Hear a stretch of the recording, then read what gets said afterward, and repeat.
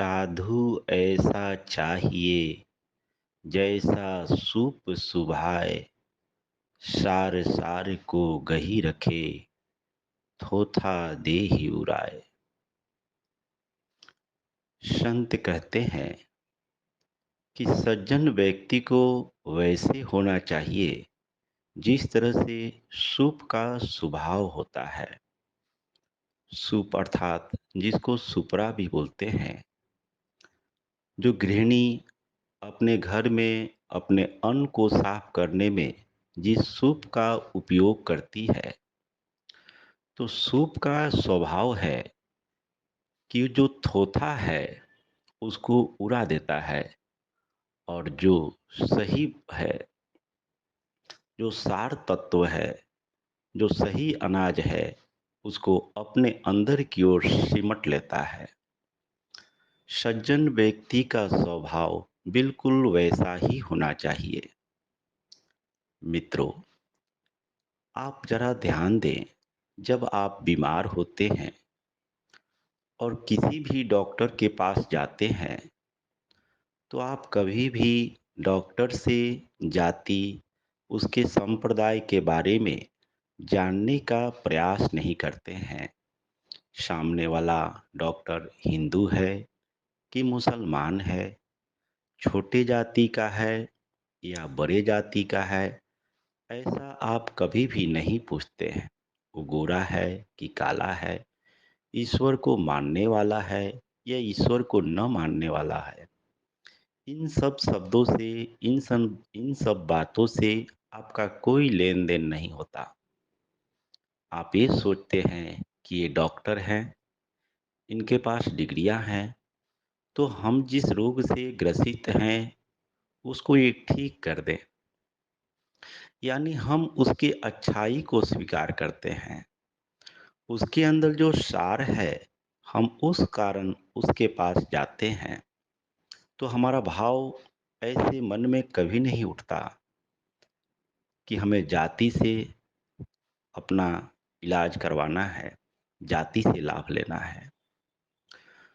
तो संत कहते हैं कि सज्जन व्यक्ति का स्वभाव वैसे होना चाहिए कि दूसरों में जो सार है, यानी दूसरों में जो सद्गुण है, उसको स्वीकार करें, उसका लाभ उठाएं। उसके अंदर क्या दुर्गुण है, उनके दुर्गुणों पर ध्यान न दें, उसे हवा में उड़ा दें।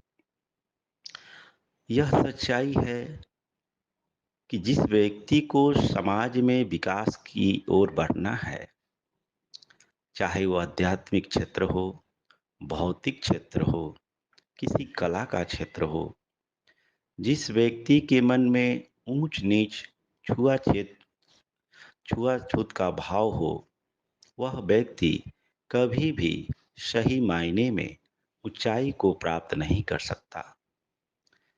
आश्चर्य की बात यह है कि मनुष्य मनुष्य से ही घृणा करता है। हर मनुष्य के अंदर प्रकृति के नियम अनुसार सब कुछ एक समान है, फिर भी अज्ञानी व्यक्ति दूसरों को छोटा कहता है, खुद को बड़ा कहता है।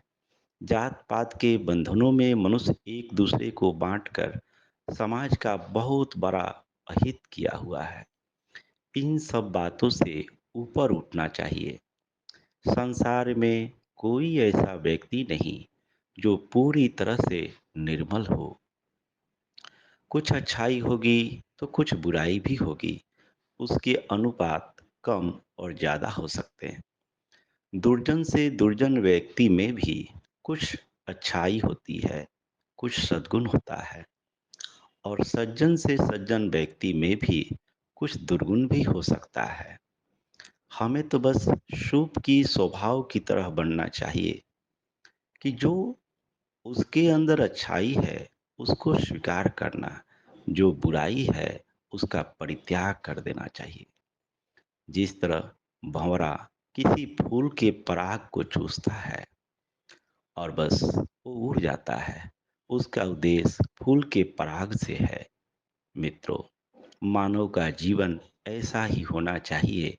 हर जगह से जो अच्छाई है उसको स्वीकार करना चाहिए, और जो बुराई है उसका परित्याग कर देना चाहिए। जात पात के चक्कर में न पड़ के आत्मोन्नति और आध्यात्मिक विकास, सामाजिक विकास की ओर ध्यान देना चाहिए। आप सबका मंगल हो, सबका कल्याण हो, सबका भला हो, सबकी स्वस्थी हो, सबकी मुक्ति हो, चहु ओर सुख हो, चहु ओर शांति हो।